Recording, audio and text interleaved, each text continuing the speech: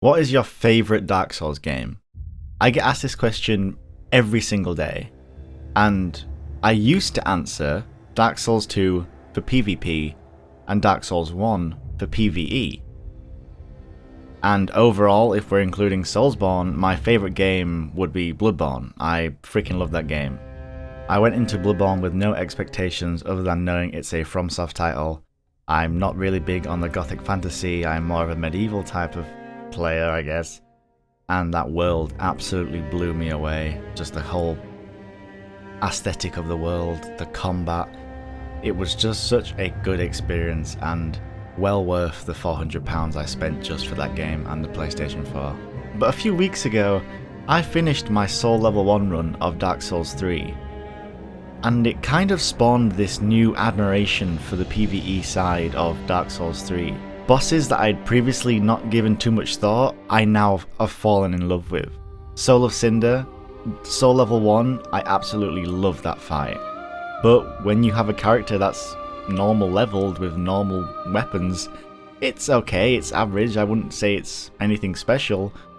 But because of the challenge and the perseverance that I personally went through to beat him on Soul Level 1, I just have a whole newfound respect for Soul of Cinder. So in one of my previous videos I said that I think Dark Souls 3 is the worst one of the entire Dark Souls franchise. Now, just because I say it's the worst one doesn't make it a bad game, and I don't think people understand that. Just because it's not as good as others doesn't mean it's bad. Dark Souls 3 is still a fantastic game. But I've kind of had a revelation ever since I completed my Soul Level 1 run. And I honestly think Dark Souls 3 PvE might be the best one yet. To come to this revelation, I had to overcome a really big challenge for me as a player. I am not a challenge runner by any sorts. You will ask my audience who watched me during the livestream play, I am not a good Dark Souls player. When I finished the run, it struck me like a bolt of lightning. I loved this game. Now bear in mind, I played Dark Souls 3 a lot, just for this channel, even if I don't want to. So my opinion on the game might vary between if I can be bothered to play it that day, and whether I want to play it that day. Now I'm not going to lie to you, I burnt out on Dark Souls 3 super quickly. Which, when your whole channel is dedicated around the game, isn't good. And that SL1 run really just revived that spark I had for the game. I very rarely now play Dark Souls in my free time. I either do it for the channel, or either do it for the live stream. So my opinion can vary on the game whether I'm having a good day or a bad day. Just because it's something I have to do. This is a Dark Souls channel, so I am forced into making Dark Souls content.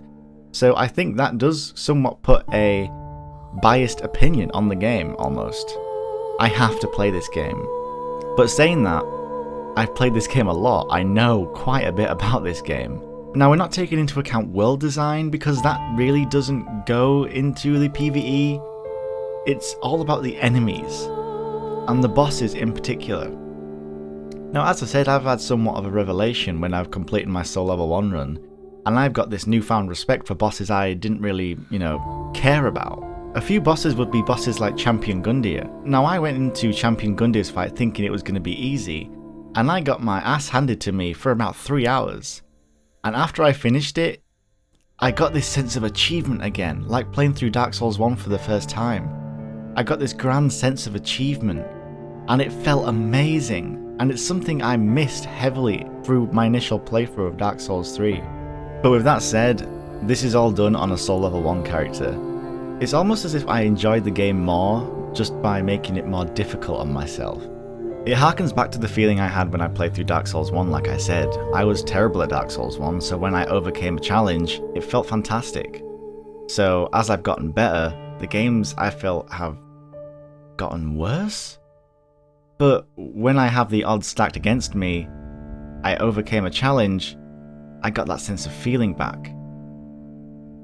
And I understand why people do challenge runs, to get that sense of achievement again, whether it be for personal or professional gain. So previously I mentioned that Dark Souls 2 had the best PvP. Now this is all down to personal experience, remember that. What you went through, I didn't go through.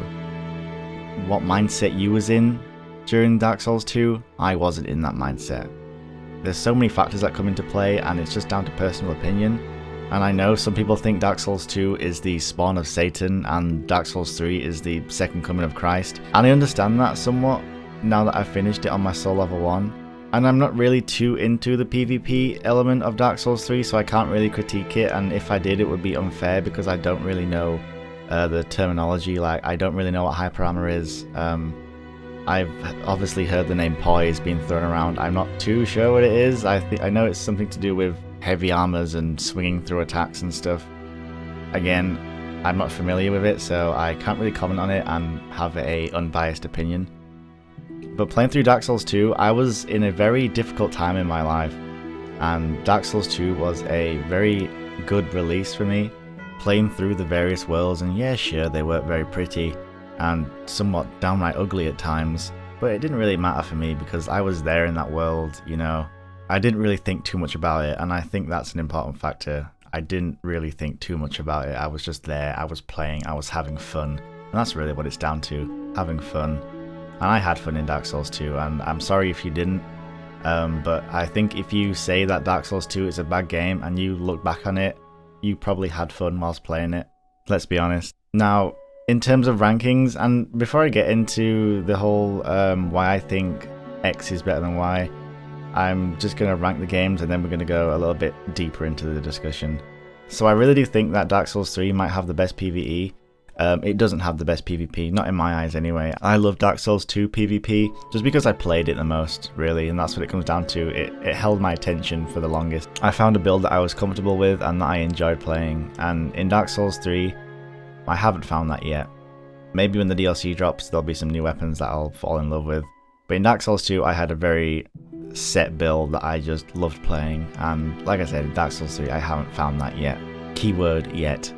I'm still going to try. I remember back when I first started making videos about Dark Souls 3, I said I absolutely despise the PvP and I will never give it another chance, but honestly, I've been playing it a lot more just to try and force myself into liking it.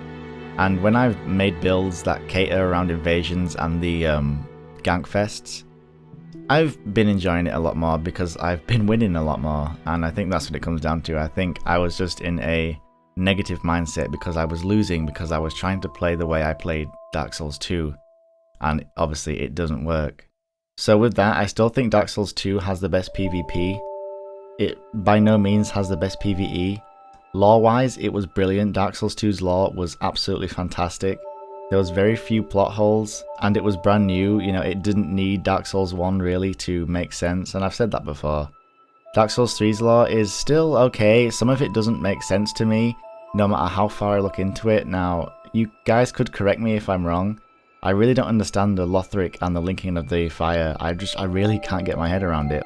But if you guys know the situation, just please let me know, because I am just so confused at that.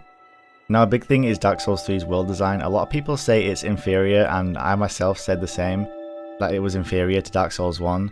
Now, looking back on it, I do somewhat agree with myself still. It hasn't got the complex world of Dark Souls 1, with the intertwining connections to various lands, but it hasn't tried to do that, and it's pretty much stated from the get-go that it's not tried to do that by giving you the option to teleport from the get-go.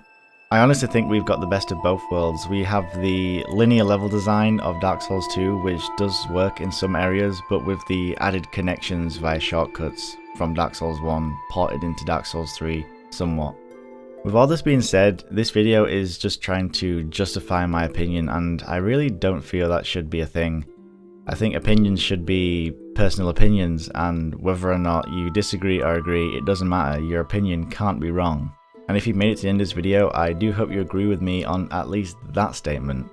Opinions can't be wrong, because they're your own. No one can tell you you are thinking incorrectly or you are thinking correctly.